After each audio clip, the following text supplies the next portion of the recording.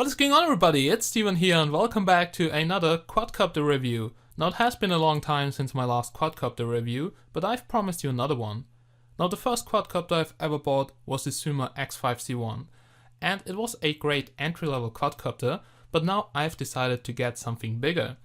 And yeah, I just found Banggood.com on the internet. It's also a Chinese shop, so you can get quadcopters there very cheap, much cheaper than in the shops right over here in Austria, so in Europe. And I've decided to get the WLtoys V666.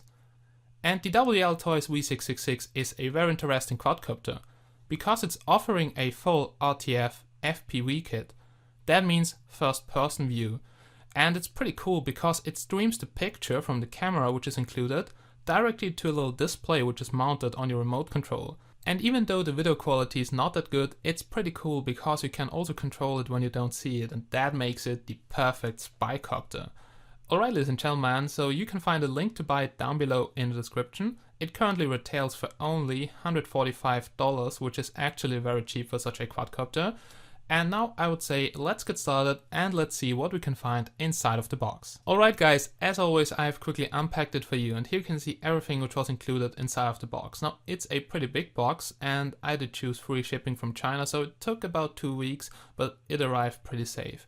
Then here you can see a user manual, so you should definitely read it before you use the quadcopter, because you can easily kill something. And yeah, let's just have a look at this. So here you can see how to connect the connectors, and be sure to connect them properly, and for instance not the other way, as you will see a bit later, because I already made a stupid mistake and killed my camera module. Then here you can see some replacement fan blades, and I just have here 3 of them because I already had to replace one of them. And yeah, I will show you later how you can replace them. But yeah, first of all, let's have a look at the other stuff which we can find right over here. Then here we have the battery, and it's a lithium polymer battery. So this battery pack should have a capacity of about 1200 mAh, which equals something like 10 minutes of flight time. It weighs about 63 grams, it's rated at 7.4 volts, as you can see right over here. So 2 lithium polymer battery packs, and each one comes with 3.7 volts, which equals 7.4 volts total. It comes here with 2 connectors. One of them is to power the quadcopter, so the mainboard and all the motors, and the other one is just for the camera module and also to charge it. So that was the battery pack, and now let me show you the charger. And this charger looks very equal to a charger I already have from one of my software guns, and they're also using lithium polymer battery packs, and here you can see the charger, which looks actually pretty good. You can disconnect here the DC-in connector, so you can also use a different power supply. Then here you can see the connector for the battery pack, so let's quickly connect the battery pack. We can do it right over here. And this charger here comes with 2 LEDs. So it comes with a red one which indicates that it is charging, and also a green one which should light up when the battery pack is fully charged. It automatically stops charging, so there's no overcharging, and also the output of this charger here is 7.4 volts. So you can use it definitely to charge this battery pack.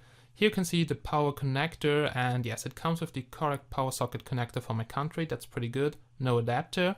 And the output here is about 800 milliamps at 10 volts. Yeah, so basically that's the charger and the battery pack. As I've said, the flight time is something like 10 minutes, not really more. Now before we have a closer look at the quadcopter, let's have a look at the remote control under the display. As I've said, it's a FPV quadcopter. That means it streams the picture of the camera to the little display here. And it can also record to SD card. And that display is really great. So it comes with a integrated battery. It's something like 600 mAh, so yeah, you have to recharge it every flight. Then here you can see you can adjust the angle of the display, and the display looks pretty good. There are no gaps. Also the resolution looks quite okay. We can quickly turn it on. Currently no signal because yeah, the quadcopter is not on, but it's definitely working.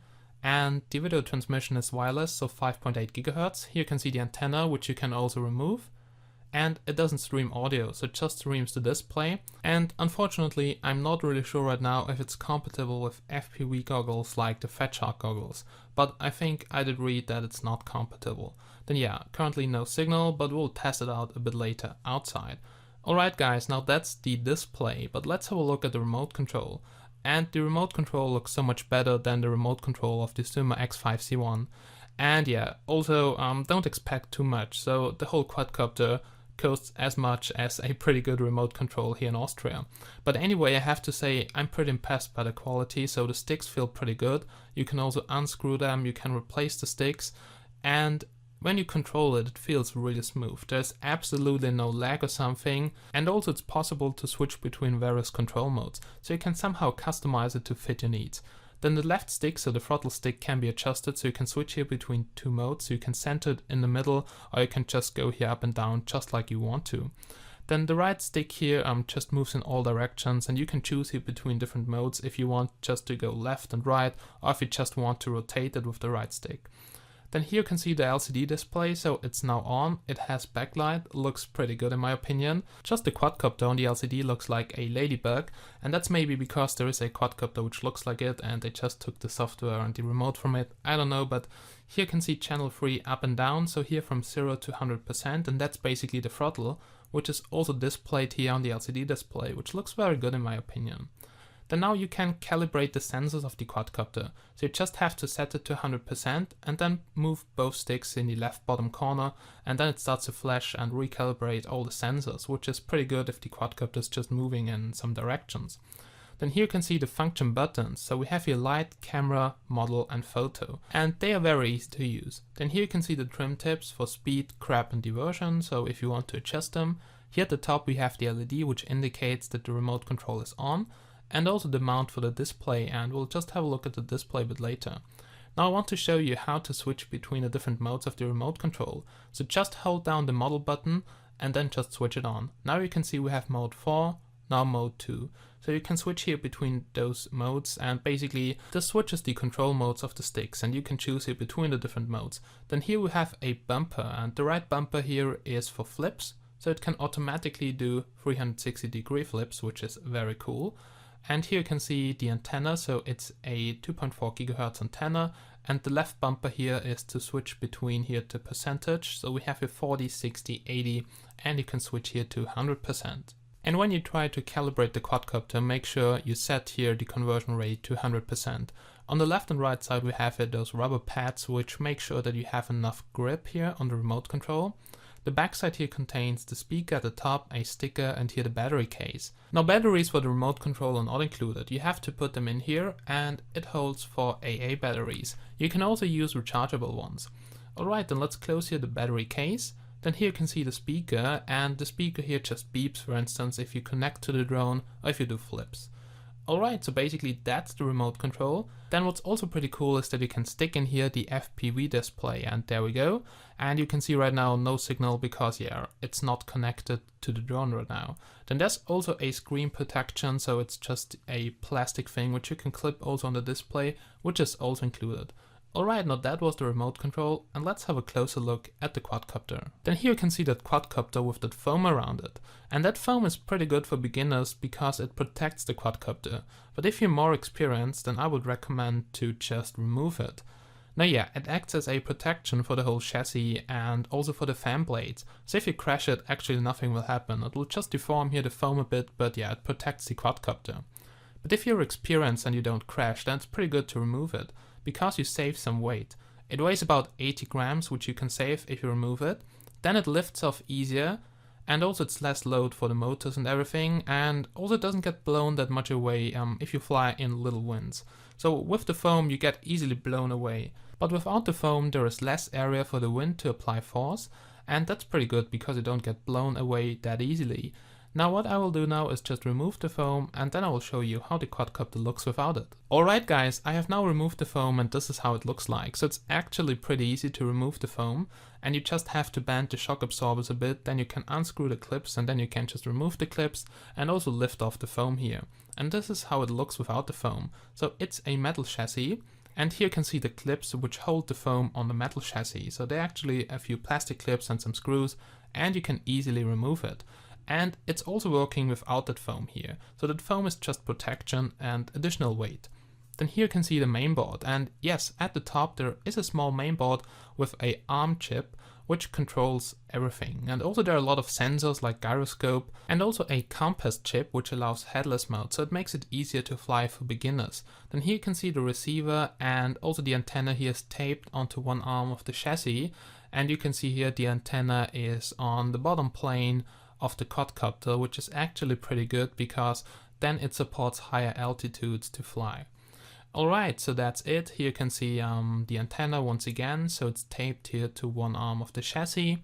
And I would say now let's have a look at the shock absorbing system and also the fan blades. And yeah, the first time I went out to fly with it was a huge fail. Now I was really excited, I did fly up very high in the air and then I crashed it really hard and I broke one of the fan blades. Now you can see they just stick here on the shaft, and we have here one motor, so it's a brushed motor. That means the lifetime of the motors is not really good.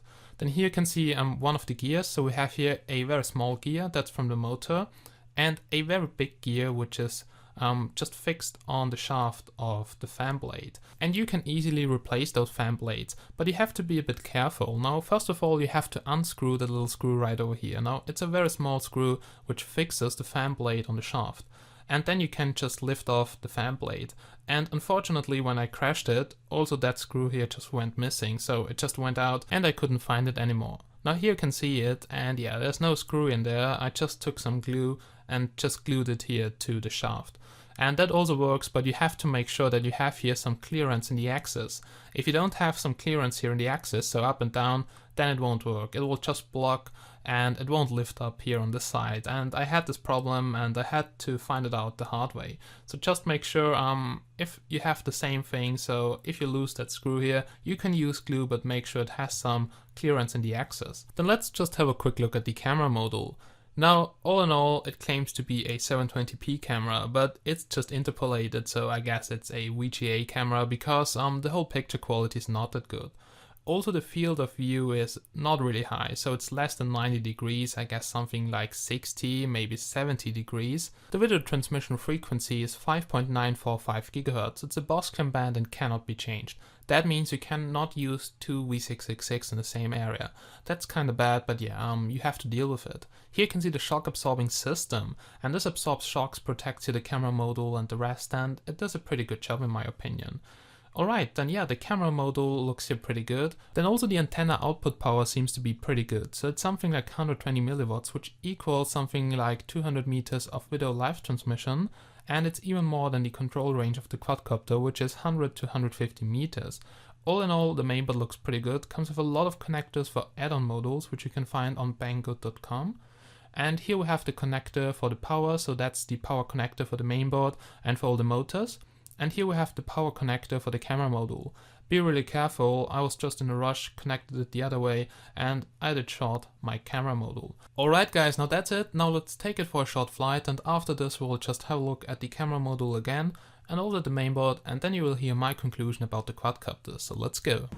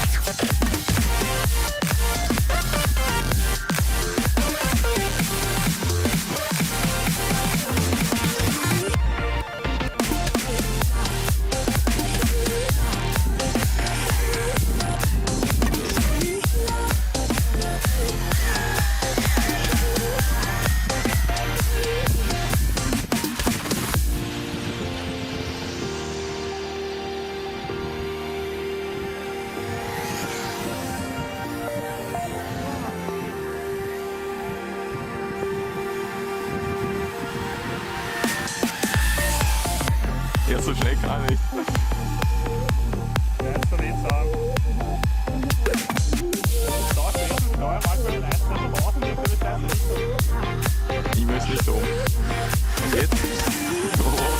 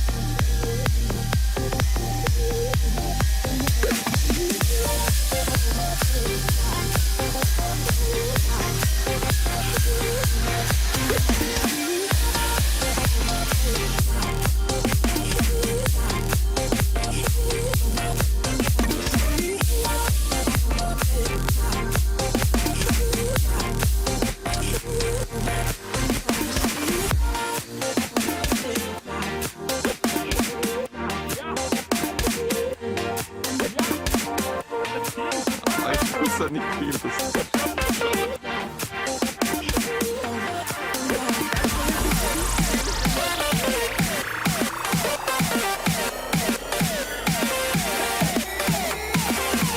Schon wieder tot, oder was?